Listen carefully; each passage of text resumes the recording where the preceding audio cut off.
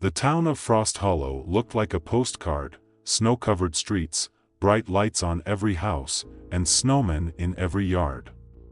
This winter, the snow was especially thick, and brothers Tom and Eric decided to build the biggest snowman anyone had ever seen. "Let's make it so big that everyone will be jealous," Tom said excitedly. Piling up a huge mound of snow, they worked until evening. Their snowman was taller than any other on the street.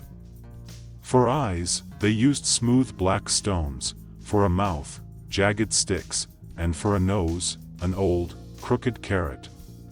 Eric added the final touch: twisted branches for arms that looked like claws. "This isn't a snowman, it's a monster," Eric laughed. When night fell, the brothers went back inside, leaving the snowman in the yard. But something about it seemed off. Out of the corner of his eye, Tom thought he saw it move. He squinted, but everything looked normal. Later that night, when they were already in bed, Eric heard a strange scraping sound outside the window. He peeked out and froze in terror. The snowman seemed to have shifted position. One of its clawed arms was now pointing directly at his window. "Tom, wake up!" Eric yelled.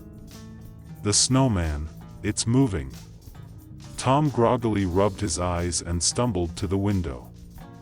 Outside, everything was still and quiet. "You're just tired.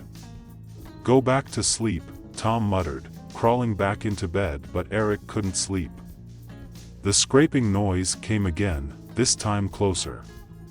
He crept to the door and cracked it open, letting in a rush of icy air. His heart nearly stopped. There, in the snow, were enormous footprints leading away from the snowman, directly toward the house. The door slammed shut with a loud bang. Tom bolted upright, startled, but before he could say anything, the lights in the house flickered, and a heavy thud echoed down the hallway. "Who's there?" Tom called out. The only answer was a loud scraping sound, like something heavy dragging across the floor. Eric backed away, trembling, until he was next to Tom. They both stared as, in the flickering light, a figure appeared at the end of the hall. That it was their snowman, but it was no longer just a snowman. Its black stone eyes glowed with a sickly green light, its jagged mouth twisted into a terrifying grin, and its claw-like arms stretched out toward them. "Run!" Tom shouted, grabbing Eric's arm. They bolted out into the snowy night, slipping and stumbling on the icy ground. The snowman followed, growing bigger and more monstrous with every step. Its snowy body absorbed the snow from the ground, transforming it into a towering giant. The brothers made it to an old barn at the edge of town. Slamming the door shut, they pressed themselves against the wall, their breaths coming in ragged gasps as they heard their pursuer drawing closer. "What do we do?"